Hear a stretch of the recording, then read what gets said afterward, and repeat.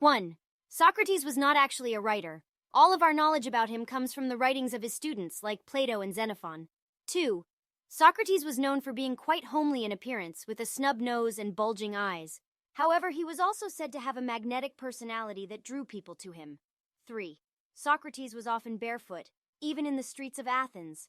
He claimed that this was to better connect with the earth and to avoid distracting himself with the discomfort of shoes. 4. Socrates was once invited to dinner by a wealthy man named Callias. At the dinner, Callias asked Socrates to name his price for teaching him philosophy. Socrates replied that he would teach Callias for free, but that he would appreciate it if Callias gave him a small sum of money each year to support his family. 5. Socrates was known for his witty sense of humor. In one famous story, a man asked Socrates how to get to a certain place. Socrates replied, "First, you must know where you are going." When the man said that he didn't know where he was going, Socrates replied, "Then any road will take you there." 6. Socrates had a habit of wandering around Athens and engaging people in conversation.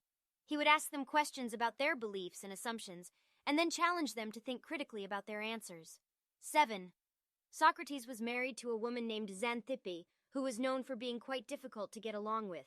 Legend has it that Socrates was once heard to say, "By all means, marry. If you get a good wife, you will be happy. If you get a bad one, you will become a philosopher." 8. Socrates was once sentenced to death by drinking hemlock, after being accused of corrupting the youth of Athens in impiety. He accepted the sentence without complaint, and even joked with his friends that he owed Asclepius, the god of medicine, a rooster for curing him of the disease of life.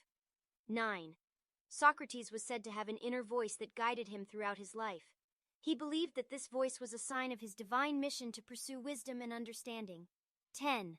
Socrates was famous for his method of questioning, which is now known as the Socratic method. This method involves asking a series of questions in order to elicit a deeper understanding of a particular topic.